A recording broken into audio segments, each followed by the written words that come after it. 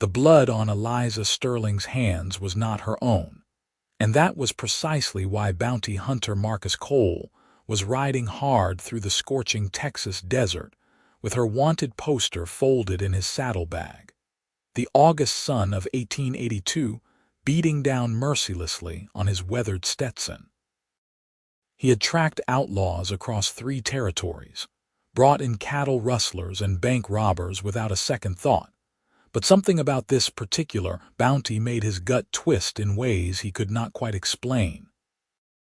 The woman in the sketch had delicate features, eyes that seemed to hold both sorrow and defiance even in the crude pencil rendering. The charges read murder in the first degree, wanted dead or alive, $500 reward. $500 was enough to keep a man comfortable through 2 hard winters, enough to finally buy that ranch land he had been eyeing near the Pecos River. Yet as Marcus urged his buckskin gelding forward, watching the heat shimmer off the endless stretch of scrubland ahead, he found himself hoping the information he had received in Fort Stockton, Texas, was wrong, that Eliza Sterling had fled to Mexico or vanished into the lawless territories where even the most determined bounty hunter might lose a trail. But Marcus Cole had never lost a trail in his life, and his reputation depended on that fact remaining true.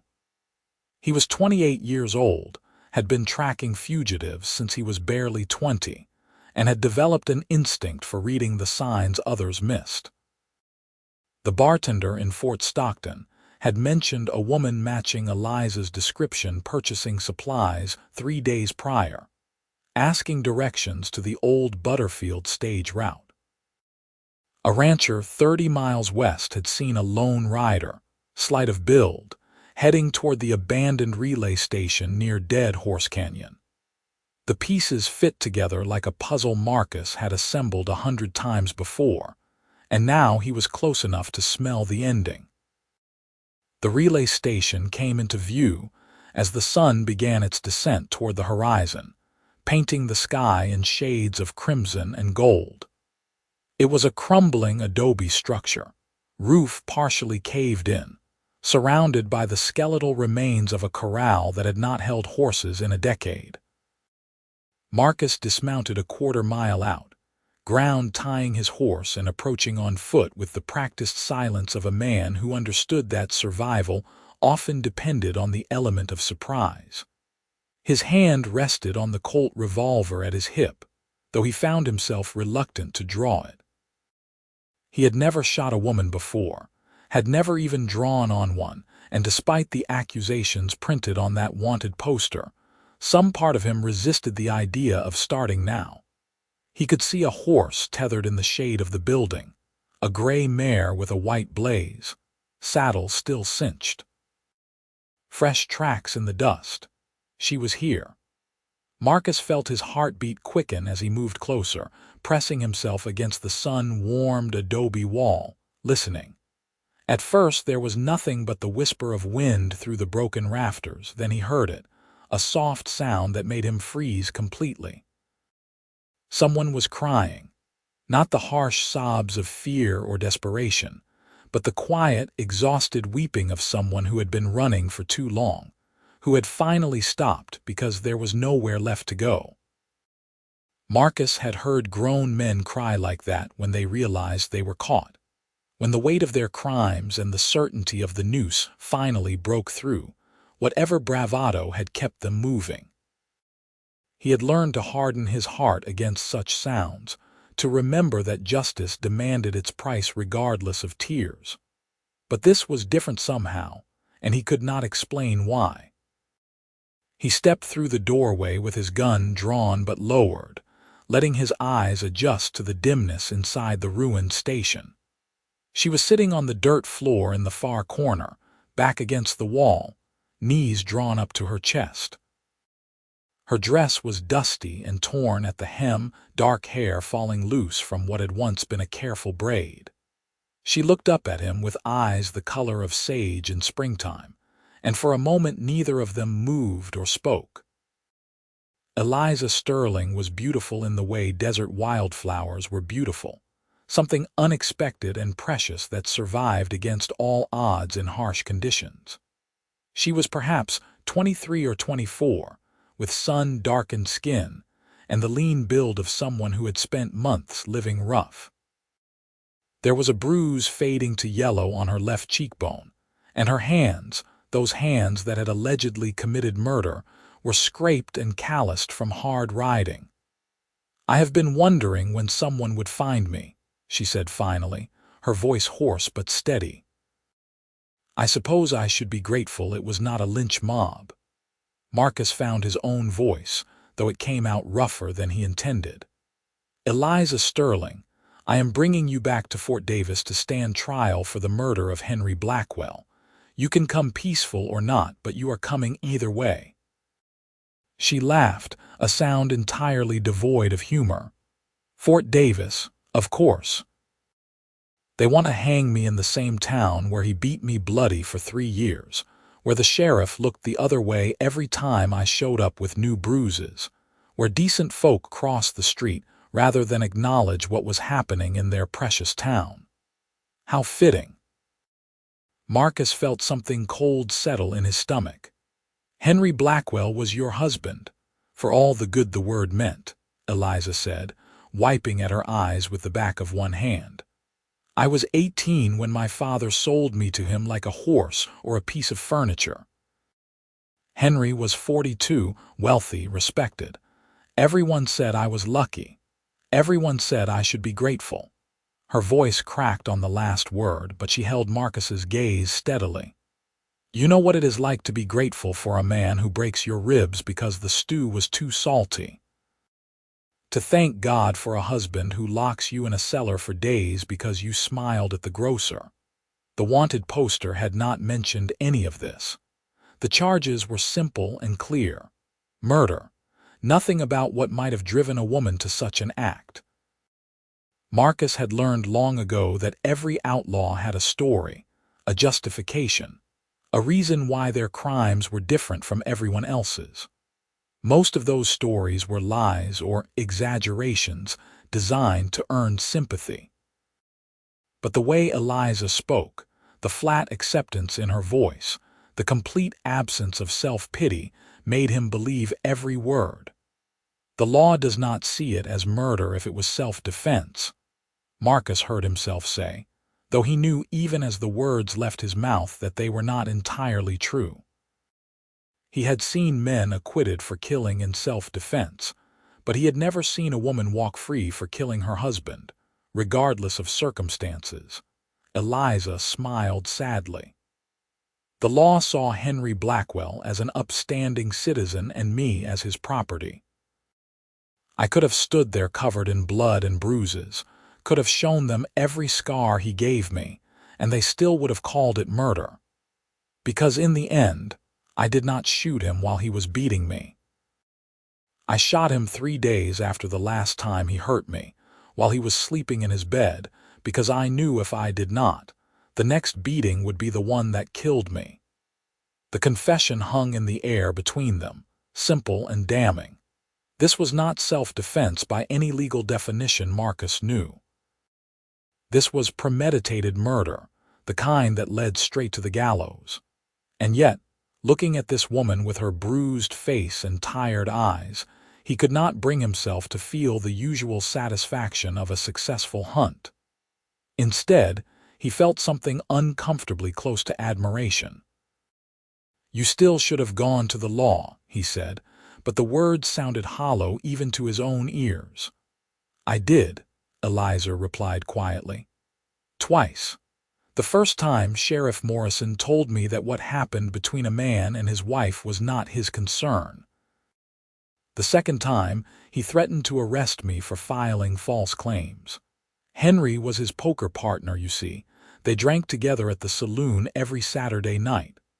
She stood slowly, brushing dust from her skirt. "So I stopped going to the law and started planning how to stay alive." Marcus found himself holstering his gun without consciously deciding to do so. This was not how this was supposed to go. He was supposed to apprehend the fugitive, collect his bounty, and move on to the next job. He was not supposed to stand here listening to her story and feeling his certainty crumble like the adobe walls surrounding them. He was not supposed to look at her and see not a murderer but a survivor. "I still have to bring you in," he said, but the words lacked conviction. "I know," Eliza said simply. "I am tired of running anyway. I have been riding for 3 months, sleeping in the dirt, eating whatever I could hunt or steal. I thought I could make it to California, start over where no one knew my name. But you cannot outrun what you have done, can you? It follows you like a shadow." She moved toward him, and Marcus instinctively stepped back, his hand dropping to his gun again. Eliza stopped, holding her hands out to show they were empty. "I am not going to fight you, Mr. Whatever your name is. I am too tired to fight anymore." "Marcus Cole," he said automatically. "And you should eat something before we ride. It is a long way back to Fort Davis." It was a postponement, nothing more. A way to delay the moment when he would have to bind her wrists and set her on that gray mare and begin the journey that would end with her hanging from a rope. But Eliza nodded gratefully, and Marcus found himself digging into his saddlebag for the jerky and hardtack he carried, even fetching his canteen so she could wash down the dry food. They sat on opposite sides of the relay station as the last light faded from the sky, eating in silence. Marcus built a small fire when darkness fell completely, knowing it was foolish to advertise their presence but unable to watch her shiver in the cold desert night.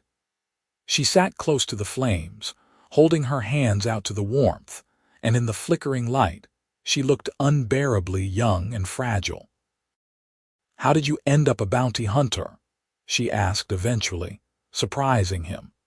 Most fugitives he caught did not attempt conversation, as if speaking to him might somehow make their fate more real. Marcus considered not answering, maintaining the professional distance that usually served him well. But something about the intimacy of the firelight, the isolation of this place, made him want to talk. "My father was a marshal in Kansas," he said. "Got killed breaking up a bar fight when I was 16.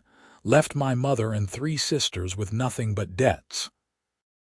I learned to track and shoot, started bringing in wanted men for the reward money. Turned out I was good at it." "Are you?" Eliza asked. "Good at it. I found you, did not I? I suppose you did." She was quiet for a moment, staring into the fire. "Do your sisters know what you do for a living?" "They are all married now, have families of their own. I send money when I can. They do not ask where it comes from." Marcus poked at the fire with a stick, sending sparks spiraling into the night. "What about you? Any family?" Eliza shook her head. "My mother died when I was 12. My father drank himself to death 2 years after he sold me to Henry. I had a younger brother, but he headed to the silver mines in Nevada before any of this happened. I do not even know if he is still alive." The loneliness in her voice was profound, and Marcus felt an unexpected kinship with this woman he was supposed to deliver to the hangman.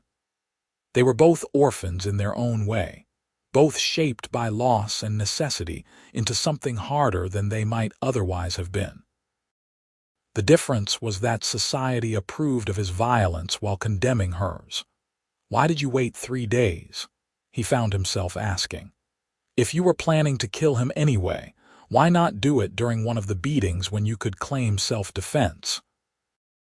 Eliza looked at him directly, and in her eyes, he saw a deep weariness that had nothing to do with physical exhaustion.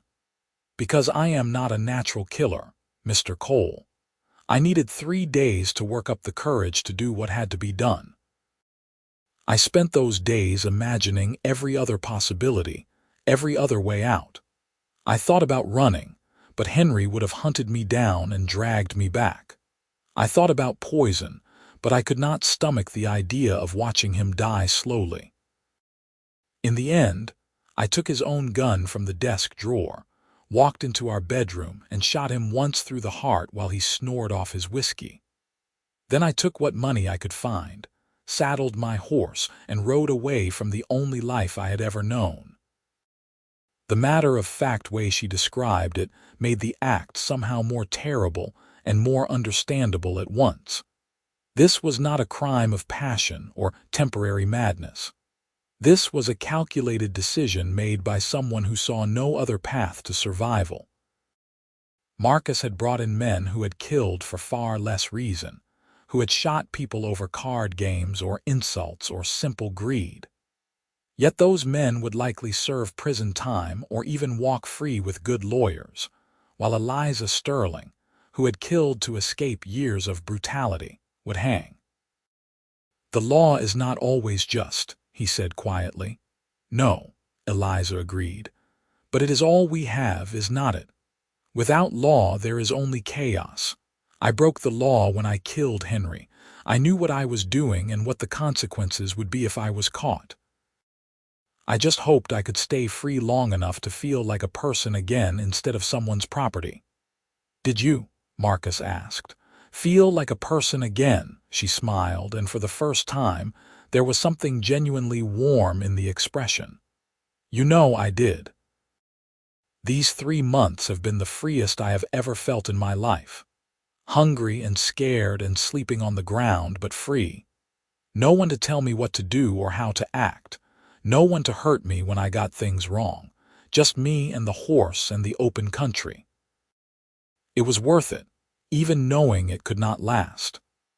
Marcus found himself wanting to tell her that it did not have to end, that he could let her go, pretend he had never found her trail.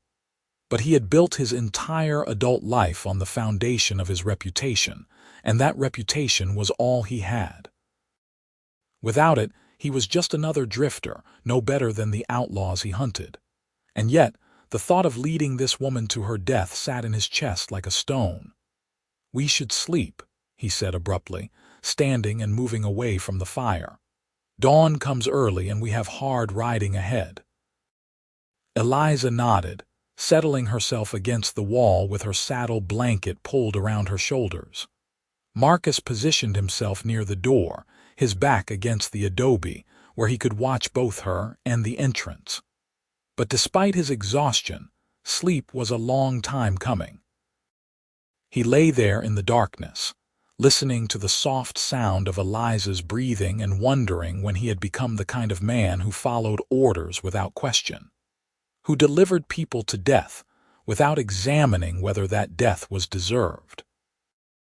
When he finally slept, his dreams were troubled, filled with images of a woman on a gallows platform and the judgment in her sage green eyes. He woke before dawn to find Eliza already awake, sitting by the cold ashes of the fire and watching the sky lighten in the east. She had made no attempt to escape during the night, though she easily could have taken his horse and left him stranded. The realization made him feel foolish for trusting her, and oddly touched that she had honored that trust. "I thought about leaving," she said without looking at him, as if reading his thoughts. "But where would I go that you could not find me again? You tracked me across half of Texas. I doubt a few hours' head start would make much difference." Marcus stood, stretching the stiffness from his back, and began saddling the horses. "I would have found you," he agreed. "I always do." They rode out as the sun cleared the horizon, heading northeast toward Fort Davis. The journey would take 5 days of steady riding, maybe 4 if they pushed hard. Marcus set a moderate pace, telling himself it was to spare the horses in the heat, knowing it was really because he was in no hurry to reach their destination. They rode in silence for the first few hours, the only sounds the creak of saddle leather and the steady rhythm of hoofbeats. The landscape around them was harsh and beautiful, all sun-bleached earth and scrub brush, mountains rising purple in the distance. A hawk circled overhead, riding the thermals with motionless wings. Eliza watched it with a wistful expression that Marcus found himself studying when he thought she was not looking. Around midday, When they stopped to water the horses at a small creek, Marcus finally broke the silence. "Tell me about your life before Henry Blackwell." Eliza looked surprised by the question. "Why? Because I am curious," he said simply. "You must have been someone before you became his wife." She sat down on a flat rock, trailing her fingers in the cool water. "I was ordinary," she said. "My mother taught me to read and sew and keep house. I helped my father with his carpentry work, learned to use tools and measure wood. I wanted to be a teacher, actually. There was a school in Fort Davis that needed someone, and the headmaster said he would consider me when I turned 18. Then my father's debts came due, and Henry offered to pay them in exchange for my hand. I never got to find out if the headmaster would have hired me." "You can read?" Marcus asked, surprised. Literacy was far from universal, especially among women on the frontier. "And write and cipher," Eliza confirmed. "My mother believed education was important even for girls, maybe especially for girls since we had fewer ways to make our own way in the world." She looked up at Marcus. "Can you read?" "Yes. My mother was a school teacher before she married. She made sure all of us could read and write properly." He hesitated, then added, "I have a book in my saddlebag if you want something to pass the evening hours." Eliza's face lit up with genuine pleasure. "Really? I have not read anything in months. What is it?" "Mark Twain," Marcus said, feeling oddly self-conscious. "The Adventures of Tom Sawyer. I picked it up in El Paso." "I would love that," Eliza said softly. "Thank you." The simple gratitude in her voice made Marcus acutely aware of how little kindness she must have known in recent years. He wanted to tell her it was nothing, just a book, but the words stuck in his throat. Instead, he stood and held out his hand to help her up from the rock. She took it without hesitation, her hand small and warm in his. And for a moment they stood there in the creek bed, connected by that simple touch, before Marcus pulled away and turned back to the horses. They rode on through the afternoon heat, and when they made camp that evening in the shelter of a sandstone outcropping, Marcus kept his promise, digging the book from his bag and handing it to Eliza. She took it with the reverence some people reserved for religious texts, running her fingers over the cover before opening it carefully. "Would you mind if I read aloud?" she asked. "It has been so long since I heard any voice but my own." Marcus nodded, and as darkness fell and the stars emerged in their countless thousands, Eliza Sterling sat by the campfire and read to him about a boy's adventures on the Mississippi River, her voice clear and expressive, bringing the words to life in a way that made Marcus forget for a little while where they were going and why. When she finally closed the book, nearly 2 hours had passed, and Marcus realized he had been so absorbed in listening that he had let the fire burn dangerously low. He added more wood, watching the flames leap up, and found Eliza watching him with an expression he could not quite interpret. "What?" he asked. "You are not what I expected," she said. "When I saw you standing in that doorway with your gun drawn, I thought you would be like all the other men I have known. Hard and mean and interested only in your reward, but you are not like that, are you?" "I am still taking you in," Marcus reminded her, the words harsh even to his own ears. "I know," Eliza said, "but you are not happy about it. That makes a difference." Did it though? Marcus wondered. Did his reluctance matter at all if the end result was the same?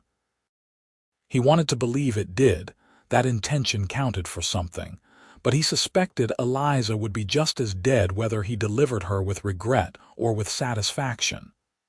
"Get some sleep," he said instead of voicing these thoughts. "Tomorrow will be another long day." The second day followed much the same pattern as the first. They rode through country that grew gradually less arid, crossing into the foothills where juniper and pinon pine replaced the sparse desert vegetation. Marcus found himself watching Eliza more than was strictly necessary, noticing small things about her. The way she sat her horse with unconscious grace, back straight despite obvious exhaustion. The way she tilted her face up to catch the breeze. The small smile that crossed her features when a roadrunner darted across their path. Its improbable speed and ungainly gait somehow charming despite its awkwardness. She caught him staring once and raised an eyebrow questioningly. Marcus looked away quickly, feeling heat rise to his face that had nothing to do with the sun. This was dangerous territory he was entering, and he knew it. He could not afford to think of Eliza Sterling as anything but a job, a bounty to be collected.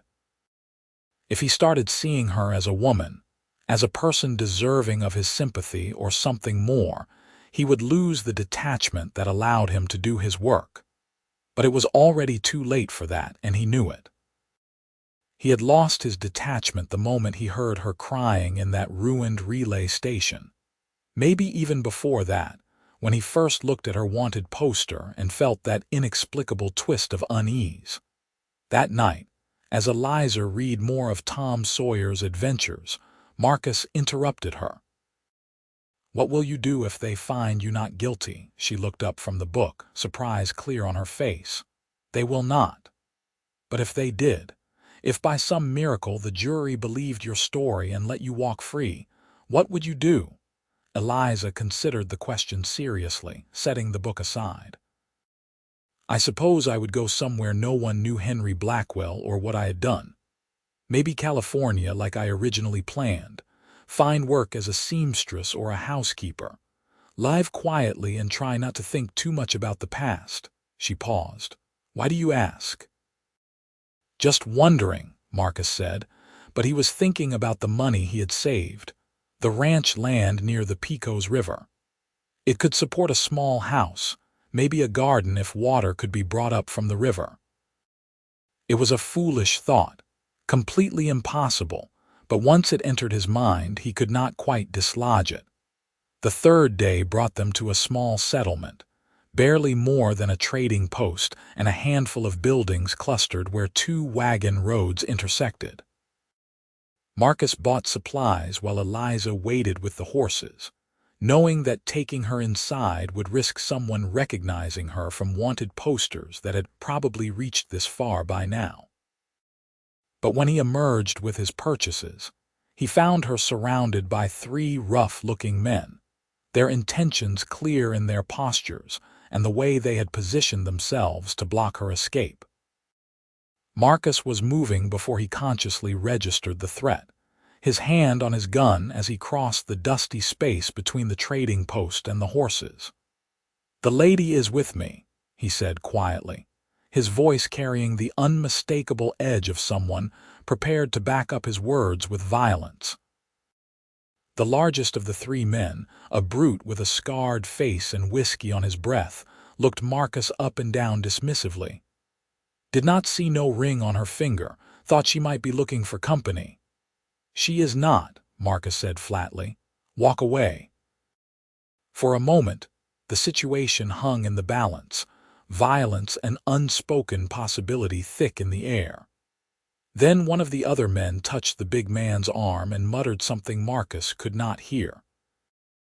The big man's eyes narrowed as he looked more carefully at Marcus, taking in the gun worn low on his hip, the weathered confidence of someone who knew how to use it. Whatever he saw there made him reconsider his options.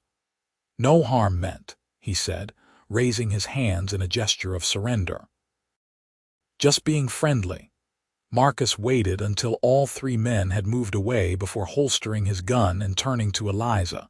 She was pale but composed, one hand resting on her horse's neck as if the animal's solid presence was an anchor. "Are you all right?" "Yes," she said. "Thank you for that." "We should go," Marcus said, suddenly eager to be away from this place and whatever other trouble it might hold. They rode out at a faster pace than usual, putting miles between themselves and the settlement before Marcus allowed them to slow. "Does that happen often?" he asked when they finally stopped to rest the horses. Men thinking they can take what they want from women who are alone. Eliza's laugh was bitter. All the time, Mr. Cole. All the time. That is why I learned to ride and shoot, why I kept a knife in my boot even when Henry forbade it. Because the world is not a safe place for women, and the law does not protect us nearly as well as it protects men. Marcus found himself thinking about his sisters, wondering how many times they had faced similar situations, whether they had learned the same hard lessons about vigilance and self-protection. He had always thought of himself as one of the good men, someone who respected women and would never force his attentions where they were not wanted.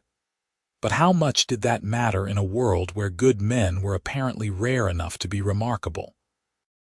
They made camp early that evening, both of them tired from the emotional strain of the day. Eliza read again from the book, but her heart was not in it, and after only a few pages, she set it aside with a sigh. They sat in silence, watching the fire until Marcus surprised himself by speaking. "I could let you go." The words hung in the air between them, impossible and tempting. Eliza turned to look at him, her expression unreadable in the firelight. "What? I could let you go," Marcus repeated. "Say I lost your trail, that you got away from me somehow. You could ride to Mexico or California, and I would go back to Fort Davis and tell them I failed. You would give up $500. Eliza asked slowly. "Give up your reputation as a bounty hunter who never loses his quarry." "Maybe," Marcus said, the word feeling like stepping off a cliff. "Maybe some things are more important than money or reputation." Eliza was quiet for a long time, staring into the flames. When she finally spoke, her voice was soft. "That is the kindest thing anyone has offered me in longer than I can remember, but I cannot let you do that, Marcus." It was the first time she had used his given name, and the sound of it in her voice did something strange to his chest. "Why not?" "Because you would regret it," she said simply. "You have built your whole life on being someone people can count on to do the job, to see things through. If you let me go, you would lose that. You would lose yourself, and I cannot ask you to do that, not even to save my own life." "What if I want to?" Marcus asked. "What if I think your life is worth more than my reputation?" Eliza smiled sadly. "Then you are a better man than I thought." "But the answer is still no. Whatever is waiting for me in Fort Davis, I have to face it. I killed a man, Marcus. Maybe I had good reasons. Maybe a truly just world would understand and forgive, but I still took a life. There has to be some kind of accounting for that. Even if the accounting is your own life. Even then," Eliza said. "Otherwise, what makes me different from Henry? He hurt people because he wanted to, because he could, because there was no one to stop him. I hurt someone, and I have to answer for it. Or I become the same kind of person he was, someone who thinks the rules do not apply to them." Marcus wanted to argue that it was not the same at all, that self-defense and cruelty were different things entirely. But he could see the resolve in Eliza's face, the need she had to believe that her actions had moral weight, that she was still bound by the same laws and codes as everyone else. To take that away from her would be to diminish her sense of self, her belief that she was fundamentally decent despite what she had been forced to do. "You are nothing like him," Marcus said quietly. "Nothing at all." "How do you know?" Eliza asked. "You never met Henry Blackwell." "No, but I have met you. I have seen how you carry yourself, how you treat that horse, how you speak about what you did. Henry Blackwell hurt people and felt entitled to do it. You hurt someone to survive, and it weighs on you every day. That is the difference." Tears spilled down Eliza's cheeks, catching the firelight. "I wish I had met you 5 years ago," she whispered. "Before Henry, before any of this. I wish I had met you when I was just a girl who wanted to be a teacher, when there was still a chance for something different." Marcus crossed the space between them without thinking, kneeling beside her and taking her hands in his. They were cold despite the fire, trembling slightly. "Eliza, you could still have something different. We could run right now, both of us. Mexico is not that far. We could disappear, start over somewhere no one knows our names.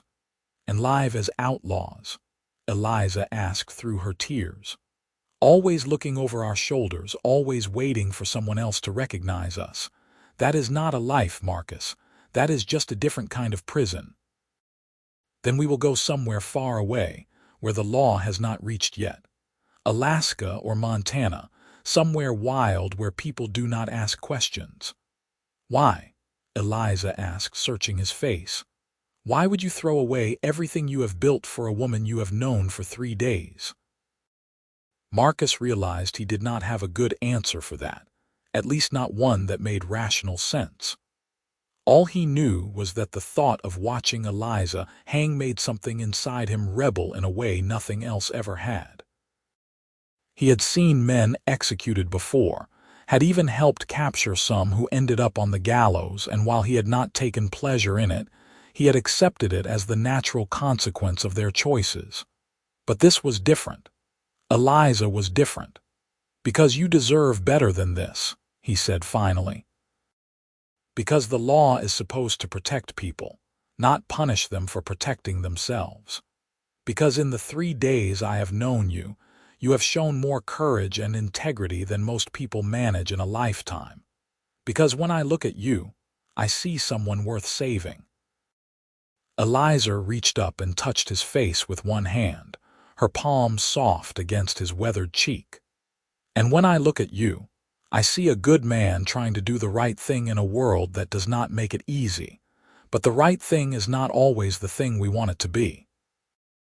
They stayed like that for a long moment, Marcus kneeling before her, their hands touching, the fire crackling between them and the vast Texas sky overhead. Then Eliza leaned forward and kissed him, soft and tentative and tasting of tears. Marcus responded without thinking, his arms going around her, pulling her close, and for a few perfect moments, the rest of the world ceased to exist. When they finally broke apart, both breathing hard, Eliza rested her forehead against his. "I am glad it was you who found me," she whispered. "I am glad my last days of freedom were spent with someone who sees me as a person, not just a criminal or a possession." "This does not have to be the end," Marcus said desperately. "We can still run, still find a way." But even as he said it, he knew she was right. Running would solve nothing, would only turn them both into fugitives. And while he might be willing to become an outlaw for her sake, he could not ignore the fact that Eliza herself did not want that she needed to face what she had done in order to maintain her sense of self.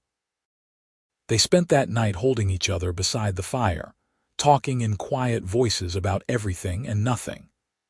Eliza told him about her mother, who had died of fever, about the brother she missed, about the garden she had kept behind her father's house, where she grew vegetables and flowers.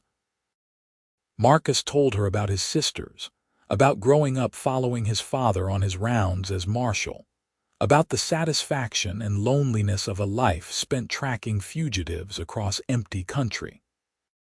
As dawn approached, they made love with the desperate intensity of people who knew their time was limited, finding in each other's arms a connection that transcended the circumstances that had brought them together. Afterward, they lay tangled together in Marcus's bedroll, watching the stars fade as the sky lightened in the east. "No regrets?" Eliza asked softly. "Not about this," Marcus said, tightening his arms around her. "Never about this. The 4th day was the hardest."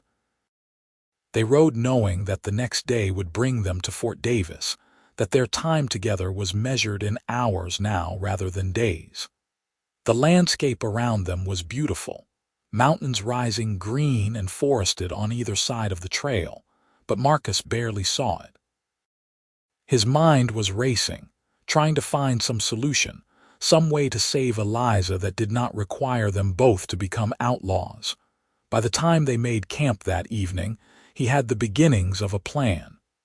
It was desperate and depended on factors outside his control, but it was better than nothing. He explained it to Eliza as they sat by the fire, watching her face for signs of hope or dismissal. When we get to Fort Davis, I am going to insist on speaking to the territorial judge before I turn you over to the local authorities, Marcus said. Judge Harrison is known for being fair, for actually listening to testimony instead of just rubber stamping whatever the prosecutor wants. If I can get him to hear your story, really hear it, there is a chance he might show leniency. Marcus, I killed a man in his sleep, Eliza said gently. That is murder, no matter what the circumstances. No judge can overlook that. But he could argue for a reduced sentence, Marcus pressed. Prison instead of hanging. Maybe even a few years instead of life. It is not freedom, but it is better than death. Eliza was quiet for a long time, considering. And if he does not, if Judge Harrison listens to my story and still sentences me to hang, then at least we will know we tried, Marcus said. At least, you will have had the chance to speak your truth in a court of law, to make them acknowledge what Henry Blackwell did to you. You are asking me to have faith in the same legal system that ignored me when I begged for help, Eliza said, but there was something in her voice that suggested she wanted to be convinced. Why should this time be different? Because this time you will have someone standing beside you, Marcus said fiercely. Someone who will testify on your behalf, who will make sure your story is heard. I may be a bounty hunter, but I have some standing in Fort Davis. People know me. No, I do not exaggerate or lie. If I tell them what you told me, some of them might listen. And if they do not listen to you, if they dismiss you as someone who got too close to his quarry, who let a pretty face cloud his judgment, Marcus flinched at the accuracy of her words. That was exactly what people would think, that he had been foolish enough to fall for his own bounty. But he did not care what they thought anymore. Somewhere in the last 4 days, his priorities had shifted in ways he was only beginning to understand. Then at least I will have tried, he said simply. At least I will know I did everything I could. Eliza reached across the fire and took his hand, threading her fingers through his. You are a remarkable man, Marcus Cole. I wish we had more time. I wish things were different. Me too, Marcus said, his voice rough with emotion. Me too. They spent their last night together making love again, slowly this time, memorizing the feel of each other, the taste and texture and warmth. When it was over, they lay entwined, neither of them sleeping, both trying to hold onto these final hours of freedom and connection. As the first light of dawn began to creep across the sky, Eliza spoke one last time. Whatever happens, know that these last days have meant everything to me. You gave me kindness when I expected cruelty, companionship when I expected isolation. You gave me hope, even if it turns out to be false hope. That is a gift I can never repay. You do not owe me anything, Marcus said, kissing her forehead. If anything, I owe you. You reminded me that the world is not as simple as I thought, that justice and law are not always the same thing. You made me question everything I thought I knew about right and wrong. They rode into Fort Davis as the afternoon sun painted the adobe buildings in shades of gold and amber. Marcus had been here before, had brought fugitives to the jail more times than he could count. But this time felt different. Every step his horse took a countdown to something he could not bear to contemplate. The town was bustling with activity. Miners and ranchers and soldiers from the nearby fort all going about their business. Marcus caught a few curious glances directed at Eliza, but no one seemed to recognize her yet. He rode directly to the courthouse, a 2-story stone building that also housed Judge Harrison's chambers. The judge was in, a stroke of luck Marcus had not dared to count on. He was a lean man in his 60s, with iron-gray hair and eyes that missed nothing. He looked up from the papers on his desk as Marcus entered, Eliza behind him. "Marcus Cole," Judge Harrison said in greeting. "I heard you were tracking the Sterling woman. I take it you found her." "I did, Your Honor," Marcus said. "But before I turn her over to the marshal, I need to speak with you about the circumstances of her case." The judge raised an eyebrow. "That is highly irregular. The circumstances will be determined at trial." "Your Honor, please," Marcus said. "I am asking you as someone who has brought you dozens of fugitives over the years, who has never once asked for special consideration. Hear me out, hear her out, and then decide what should happen next." Judge Harrison studied him for a long moment, then shifted his gaze to Eliza. Whatever he saw there made him nod slowly. "Very well, Mr. Cole. You have earned the right to be heard. Close the door and have a seat, both of you." For the next hour, Marcus and Eliza laid out the full story. Eliza spoke with quiet dignity about the years of abuse, about the sheriff who refused to help, about the calculation that had led to her decision to kill Henry Blackwell.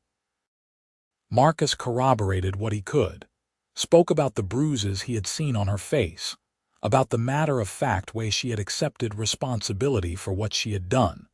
Judge Harrison listened without interruption, his expression grave.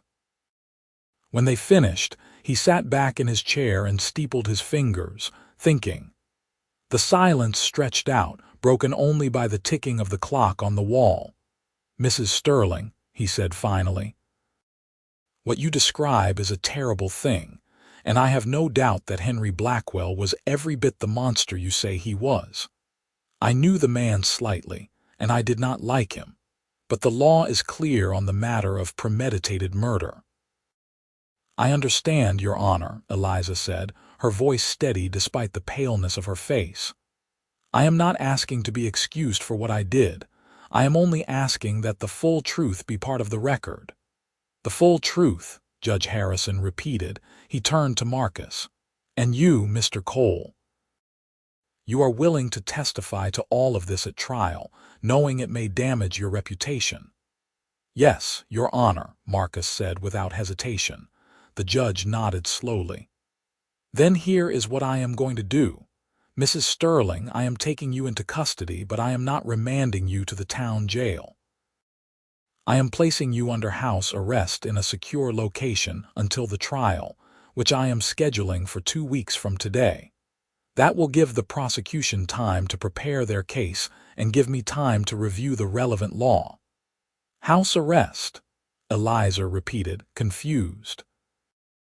"There is a boarding house run by a widow named Mrs. Patterson," Judge Harrison explained. "She has done this service for the court before, housing female defendants who are not considered dangerous. You will stay there, in a locked room with Mrs. Patterson as your guard. It is not freedom, but it is more dignified than a cell." "Thank you, Your Honor," Eliza whispered.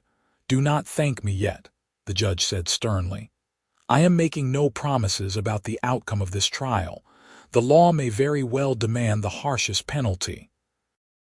But I believe in giving people a fair hearing, and that includes you, Mrs. Sterling." He stood, signaling the end of the interview. "Mr. Cole, escort Mrs. Sterling to the boarding house and explain the situation to Mrs. Patterson. I will send the official papers within the hour." Marcus took Eliza to the boarding house, a neat whitewashed building on a quiet street. Mrs. Patterson was a bustling woman in her 50s who listened to the judge's instructions and nodded briskly. "I will take good care of her, Mr. Cole. She will be safe here." Marcus turned to Eliza, acutely aware that this might be the last time they could speak privately. "I will be back tomorrow," he said. "I am not leaving Fort Davis until this is resolved." "You do not have to stay," Eliza said. "You have done more than anyone could ask." "I am staying," Marcus said firmly. He wanted to take her in his arms to kiss her, but Mrs. Patterson was watching with sharp eyes. Instead, he just squeezed her hand once briefly.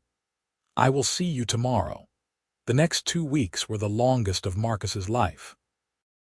He visited Eliza every day, sitting in Mrs. Patterson's parlor under her watchful eye, talking about everything and nothing. He hired a lawyer, a young man named Samuel Green, who had a reputation for taking difficult cases. Together, they prepared Eliza's defense, gathering statements from townspeople who remembered seeing her bruises, from the doctor who had treated her for broken ribs 2 years earlier. The sheriff, Morrison, refused to cooperate, claiming he had no memory of Eliza ever complaining about her husband. But Marcus tracked down a deputy who admitted, reluctantly, that the sheriff and Henry Blackwell had indeed been friends, that there had been complaints that went nowhere. As the trial date approached, Marcus could feel the tension building in the town. Henry Blackwell's family had arrived, prominent people who wanted justice for what they saw as the cold-blooded murder of their kin. They made their views known loudly, calling for Eliza to hang. The trial began on a hot morning in late September. The courtroom was packed, people standing along the walls because all the seats were filled. Marcus sat in the front row, directly behind the defense table where Eliza sat with Samuel Green. She was wearing a simple gray dress that Mrs. Patterson had provided, her hair pulled back in a neat bun.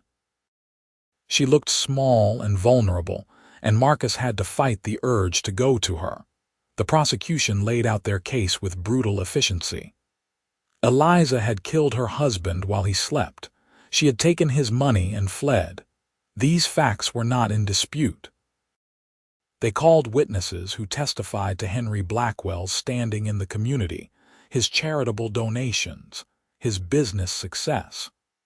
They painted a picture of a respectable man murdered by an ungrateful wife. Then it was the defense's turn. Samuel Green called witness after witness who testified to Eliza's bruises, her broken bones, the fear they had seen in her eyes. The doctor described the injuries he had treated, injuries that could only have come from severe beatings. Marcus testified about finding Eliza, about what she had told him, about his belief that she had acted out of desperation rather than malice. Finally, Eliza herself took the stand. In a clear, steady voice, she described the years of abuse, the escalating violence, the certainty that if she did not act, Henry would eventually kill her. She did not minimize what she had done or try to claim it was anything other than murder. She simply explained why she had felt there was no other choice.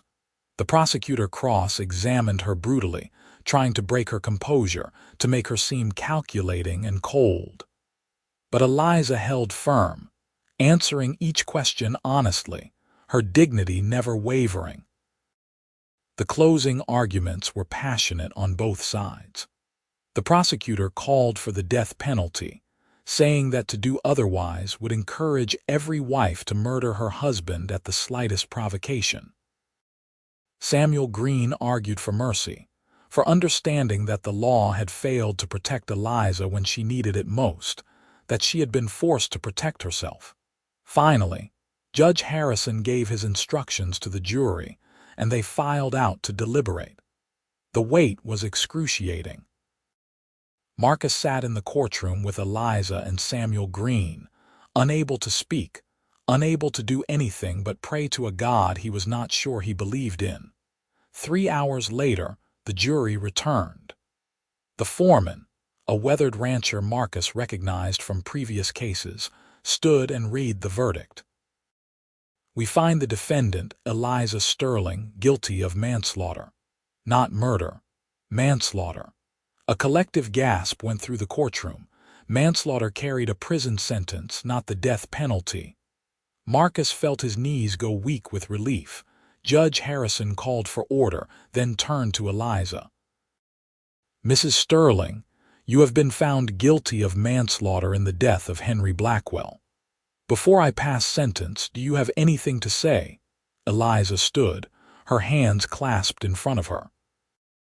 Your Honor, I want to thank the jury for hearing my story, for understanding that I was desperate and afraid. I am sorry for taking a life, truly sorry, and I accept whatever punishment you see fit to impose. Judge Harrison was silent for a long moment, studying her. Then he spoke. Mrs. Sterling, the law allows me to sentence you to up to 20 years in prison for this crime. However, I have listened to the testimony in this case, and I have reviewed the relevant statutes. I have also considered the fact that you came back to face justice rather than continuing to run, that you have shown genuine remorse for your actions. Therefore, I am sentencing you to 5 years in the territorial prison, with the possibility of early release for good behavior. Furthermore, I am recommending that you serve your sentence at the women's facility in Yuma, where there are educational programs and opportunities for rehabilitation. This court is adjourned. 5 years. Not death, not even the full 20 she could have received. Marcus felt tears prick his eyes as Eliza turned to look at him, hope and sadness mingling on her face. The marshal came to take her into custody immediately, but Judge Harrison intervened. She can remain in Mrs. Patterson's care until tomorrow, he said. Mr. Cole, you will escort her to Yuma personally and ensure she arrives safely. Consider it your last job as a bounty hunter for this court. Marcus nodded, not trusting himself to speak. He walked with Eliza back to the boarding house, Mrs. Patterson trailing behind at a discreet distance. Once inside, in the privacy of the room where Eliza had stayed these past 2 weeks, they finally embraced. 5 years, Eliza whispered against his chest. I cannot believe it. I thought for sure I would hang. You will survive this, Marcus said fiercely. And when you get out, I will be waiting. I will buy that land by the Pecos River, build a house, and I will wait for you. 5 years is nothing compared to forever. Eliza pulled back to look at him. You cannot promise that. 5 years is a long time. You will move on, find someone else. There is no one else, Marcus said. There is only you. I will wait, Eliza. However long it takes, I will wait. They spent that night together, Mrs. Patterson looking the other way, allowing them this one last gift of privacy. They made love tenderly, desperately, trying to memorize each other for the years ahead. They talked about the future, about the life they would build when Eliza was free, about children and gardens and quiet days filled with ordinary happiness. When morning came, Marcus accompanied Eliza on the long journey to Yuma. The trip took nearly 2 weeks, traveling by stage and train across Arizona territory. They were not prisoners and guard during those days, but 2 people in love, stealing what moments they could despite the constraints. At the prison gates, they said their goodbyes. Eliza was crying, and Marcus was not far from it himself. I will write every week, he promised, and I will visit as often as they allow. I love you, Eliza said, the first time she had spoken those words aloud. I think I have loved you since that first night when you gave me your book to read. I love you too, Marcus said, kissing her one last time. And I will be here when you are free. That is a promise. He kept that promise. For 5 years, Marcus wrote to Eliza every week without fail. Long letters describing his life, the ranch he was building, the plans he was making for their future. He visited every 3 months, sitting across from her in the prison visiting room, holding her hands across the table, and talking for the precious hour they were allowed. Eliza thrived in prison as much as anyone could thrive in such a place. She taught reading classes to the other women, worked in the prison library, earned commendations for her good behavior. The warden, impressed by her intelligence and dignity, gave her increasing responsibilities. Marcus bought the land by the Pecos River as promised, built a small but sturdy house with his own hands, cleared fields and planted fruit trees. He gave up bounty hunting entirely, finding work instead as a ranch hand, then as a foreman, saving every penny he could for the future he and Eliza had planned. On a bright morning in October 1887, exactly 4 years and 2 months after she entered the prison, Eliza Sterling walked out the gates a free woman. Marcus was waiting, holding the reins of a gentle mare he had bought specially for her. She walked into his arms without hesitation, and they held each other for a long time, neither speaking, both overwhelmed by the reality of this moment they had dreamed about for so long. They were married 3 days later by a justice of the peace in a small town 50 miles from Yuma, with 2 strangers pulled in off the street to serve as witnesses.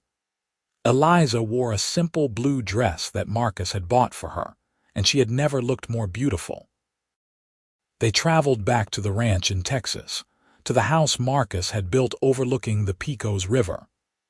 Eliza walked through it with tears streaming down her face, touching the furniture Marcus had made, the curtains he had hung, the books he had collected for her. "You built us a home," she whispered. "A real home." "I built us a future," Marcus corrected, pulling her close. "The past is done. This is where our life begins." They settled into a rhythm of quiet domesticity that neither had ever expected to achieve. Eliza tended her garden, growing vegetables and flowers with the same careful attention she gave to everything. Marcus worked the small herd of cattle he had acquired, building their ranch slowly and steadily. In the evenings, they sat on the porch and watched the sun set over the river, talking or reading or simply being together. A year after her release, Eliza discovered she was pregnant. The news terrified and delighted them both. After everything she had endured, the thought of bringing a new life into the world seemed almost miraculous. Marcus hovered over her anxiously, convinced something would go wrong, but Eliza sailed through her pregnancy with robust good health. Their son was born on a warm May evening in 1889, red-faced and squalling and perfect. They named him James after Marcus's father, and from the moment he drew his first breath, both of them were hopelessly devoted to him. Watching Marcus hold their tiny son, seeing the wonder and love on his face, Eliza felt a happiness so profound it was almost painful. 2 years later, their daughter arrived, a tiny thing with her mother's sage-green eyes. They named her Margaret Rose after both their mothers, and she proved to be as strong-willed as her namesakes. James was patient and thoughtful like his father, while Margaret was fierce and determined like her mother. As the children grew, Eliza sometimes caught herself thinking about the life she had escaped, about Henry Blackwell, and the woman she had been when she was married to him. It seemed like another lifetime, like something that had happened to someone else entirely. She bore the scars, both physical and emotional, of those years, but they no longer defined her.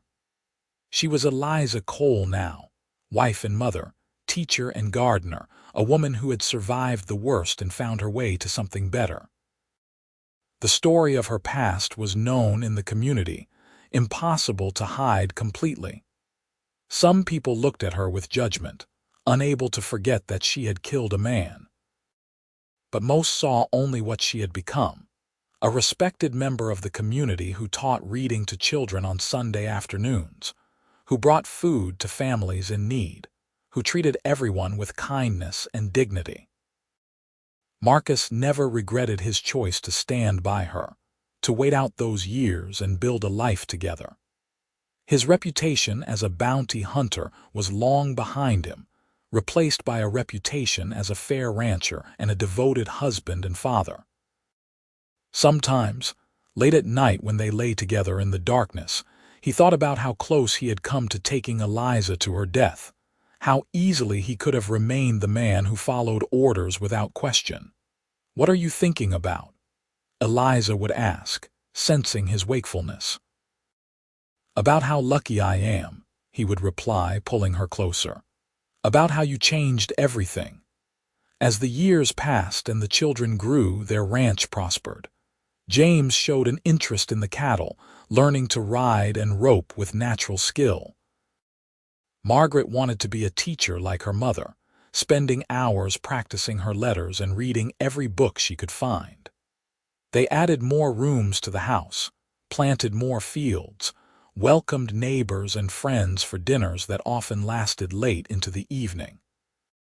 On their 10th wedding anniversary, Marcus took Eliza back to the place where he had found her, that ruined relay station near Dead Horse Canyon. It was unchanged by time, still crumbling, still isolated. They stood together in the doorway where he had first seen her, crying and exhausted and at the end of her rope. "I was so tired that day," Eliza said softly. "So tired of running, of being afraid. I thought my life was over." "In a way it was," Marcus said. "That life ended and a new one began. Right here in this very spot. Because you chose mercy over duty," Eliza said, turning to look at him. "Because you saw me as a person instead of just a bounty. Because I fell in love with you the moment I heard you cry," Marcus admitted. "And I could not bear the thought of a world without you in it." They kissed there in the doorway, the sun setting behind them, two people who had found each other against impossible odds and built something lasting and true. When they returned home, Margaret ran to meet them, her face alight with excitement. "Mama, Papa," James caught his first calf all by himself. "You should have seen it." James stood behind her, trying to look modest but unable to hide his pride. At 14, he was already tall and capable, growing into a fine young man. Eliza hugged him fiercely, praising his accomplishment, while Marcus clapped him on the shoulder with fatherly approval. That night, after the children were asleep, Eliza and Marcus sat on their porch and looked up at the stars, countless and bright in the vast Texas sky. "Do you ever wonder what would have happened if things had gone differently?" Eliza asked. "If Judge Harrison had sentenced me to hang, or if you had never found me at all?" "I try not to," Marcus admitted. "It hurts too much to think about all the ways I could have lost you. I would rather focus on the miracle that I did not, that we found each other and fought for this life we have now." "It is a good life," Eliza said contentedly. "Better than I ever dared to hope for when I was running scared across the desert, better than I thought I deserved after what I had done." "You deserved it all along," Marcus said firmly. "You deserved kindness and safety and love, and I am just grateful I got to be the one to give them to you." They sat in comfortable silence, hands linked, watching the stars wheel overhead and listening to the gentle sound of the river in the distance. The past was behind them, full of pain and struggle but also redemption and grace. The future stretched ahead, full of promise and possibility. Inside the house, their children slept peacefully, safe and loved in the home their parents had built from hope and determination. And on the porch, Marcus and Eliza held each other close, two survivors who had found in each other not just love but salvation, not just companionship but home. Years continued to pass in their own gentle rhythm. James grew into a man as steady and reliable as his father, taking over more of the ranch work as Marcus's body began to feel the accumulated years of hard living. He married a schoolteacher from the neighboring town, a bright-eyed woman named Sarah who reminded Eliza achingly of herself at that age, full of hope and intelligence and quiet strength. Margaret, true to her childhood dreams, became a teacher herself, though she surprised everyone by choosing to work at the territorial prison in Yuma, teaching women inmates to read and write. When she announced this decision at dinner one evening, Eliza felt tears spring to her eyes. Why there? Marcus asked, concerned. You could teach anywhere, Maggie. Why the prison? Margaret looked at her mother, understanding passing between them. Because someone taught Mama there, helped her through those years. Because those women deserve a chance to become more than their worst mistakes. Is that not what you and Mama have always taught us? That people are more than one moment, one choice. Eliza reached across the table and squeezed her daughter's hand, too moved to speak. Marcus nodded slowly, seeing the wisdom in Margaret's words even if he worried about the dangers she might face. You are your mother's daughter, he said finally, his voice thick with emotion. Strong and brave and too good for this world. Just promise me you will be careful. I promise, Papa, Margaret said. And she kept that promise, building a reputation over the years as a dedicated educator who changed countless lives. When James and Sarah had their first child, a daughter they named Eliza after her grandmother, the circle seemed to complete itself in some profound way. Watching Marcus hold his granddaughter, seeing the wonder on his weathered face, Eliza felt the past and present converge into something beautiful and whole.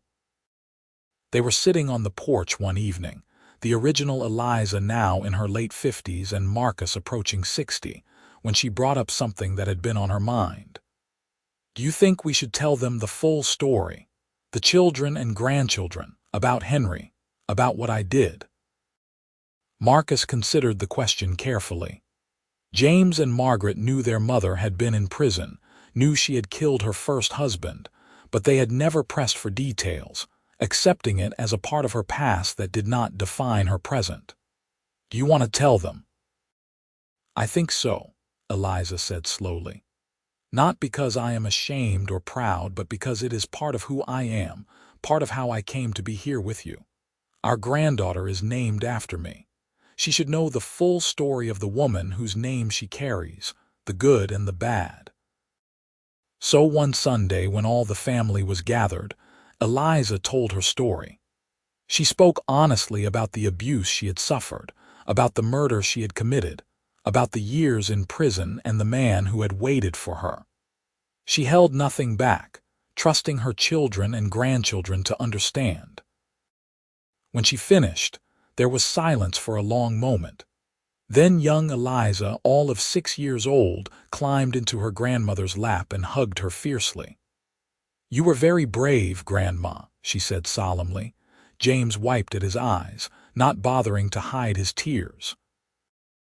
I cannot imagine what you went through, Mama, but I am grateful you survived it, that you fought for your life. Otherwise, Margaret and I would not be here. Otherwise, none of us would be here, Sarah added, bouncing her youngest on her knee. Your courage gave us all life. Margaret simply held her mother's hand. The two women who had both found purpose in helping the forgotten and condemned understanding each other in a way words could not fully express. As the years advanced and Marcus and Eliza entered their twilight, they faced it with the same courage and love that had carried them through everything else. When Marcus's health began to fail, when his strong body finally betrayed him after decades of hard use, Eliza nursed him with tireless devotion. She read to him in the evenings, the same way she had read to him on that first journey so many years ago, her voice still clear and expressive. Do you remember? He asked her one night, his own voice weak but his mind still sharp. Do you remember reading Tom Sawyer to me by the campfire? Every word, Eliza said, tears sliding down her weathered cheeks. I remember thinking even then that you were different, that you might be someone I could trust. I never dared hope you would become everything to me. I love you, Marcus said, the words he had spoken thousands of times over their decades together. From that first day to this last, I have loved you. Do not talk about last days, Eliza said fiercely. We have years yet, Marcus Cole, years and years. But they both knew it was not true, and when Marcus passed peacefully in his sleep 3 nights later, with Eliza beside him holding his hand. The grief that overtook her was profound but not bitter. They had been given 35 years together, 35 years of love and partnership and quiet joy that neither had expected to find. It was not enough, would never be enough, but it was also more than many people ever received. Eliza lived another 12 years after Marcus died, surrounded by her children and grandchildren and eventually great-grandchildren. She continued teaching, continued tending her garden, continued living the life she and Marcus had built together. She spoke of him often, keeping his memory alive through stories that made the younger generations laugh and cry. When she finally followed him, it was quietly in her sleep, in the bed they had shared for so many years.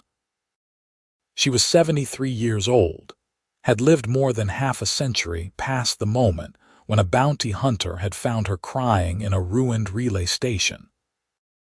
She had survived abuse and murder and prison and judgment, and she had found on the other side of all that pain something rare and precious. True love, real partnership, a family built on foundation of respect and tenderness. They buried her next to Marcus on a hill overlooking the Pecos River, where wildflowers grew in spring and the sunset painted the sky in impossible colors. Her gravestone was simple, bearing only her name, her dates, and the words beloved wife, mother, grandmother. But everyone who knew her story understood that she had been much more than that. She had been a survivor, a fighter, a woman who had refused to let circumstance define her, who had chosen life and love even when the easiest path would have been to give up. And on the other gravestone, Marcus's, the words read, "He chose mercy." Because in the end, that single choice had changed everything, had created ripples that spread out through generations, touching lives that would never have existed if a young bounty hunter had not looked at a wanted woman and seen someone worth saving. Their descendants gathered on that hill sometimes, especially on anniversaries and holidays, to remember the remarkable love story of Marcus and Eliza Cole, the bounty hunter who could not turn her in, and the woman who had earned his loyalty, his love, and ultimately his name. It became a family legend, passed down through the years, a reminder that even in the harshest times and the most unforgiving places, love could take root and flourish, could transform tragedy into triumph and despair into hope. The ranch itself continued for several more generations, always in the Cole family, always maintained with the same care and pride that Marcus and Eliza had shown. The house was expanded and modernized, but the original room where they had slept, where they had loved and dreamed and built their life together, was preserved exactly as they had left it. It became a sort of shrine, a place where family members could go to feel close to the remarkable couple who had started it all. In the modern era, when one of Eliza's great-great-granddaughters became a lawyer specializing in domestic violence cases, she often thought of her ancestor, the woman who had no legal recourse and had been forced to take desperate action. She fought in courtrooms for women who faced the same impossible choices Eliza had faced, working to change laws that still too often failed to protect the vulnerable. When she won a case, when she helped a woman escape an abusive situation through legal means, she whispered a quiet thank you to the great-great-grandmother she had never met but whose courage inspired her daily work. The story of Marcus and Eliza became more than just a family story. It was published in regional histories, studied by scholars interested in the evolution of domestic violence law, remembered by the people of Fort Davis and the surrounding areas. The relay station where Marcus had found Eliza was eventually designated a historical site, with a plaque telling their story in simple, powerful terms. But beyond the historical significance, beyond the legal implications and the academic interest. At its heart remained a simple truth. Two people had found each other against impossible odds, had chosen love over duty, mercy over judgment, and had built from those choices something beautiful and lasting.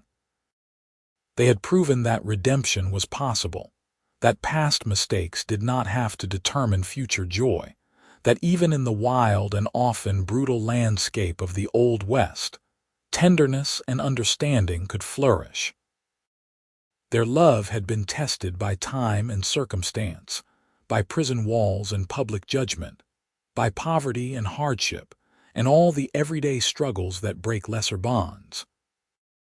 And it had not just survived but thrived, creating a legacy that stretched far beyond their own lives into generations they would never meet, but whose existence was a testament to the power of their choices.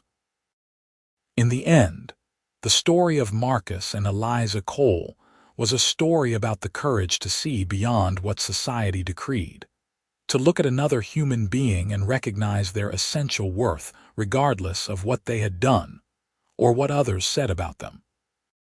It was a story about second chances and new beginnings, about the possibility of transformation and the redemptive power of love. It was, quite simply, a story about two people who should never have been together, who by all rights should have been hunter and prey, captor and criminal, but who instead became partners, lovers, and ultimately the foundation of a family that would carry their memory forward through the centuries. And somewhere in the vastness of whatever comes after, Marcus and Eliza rested together as they had lived, side by side, hand in hand. Two souls who had found in each other exactly what they needed to become their best selves, to build something meaningful from the broken pieces of their earlier lives, to create love where there should have been only judgment and death. Their story was complete, their circle closed, their legacy secure in the hearts and lives of everyone they had touched along the way.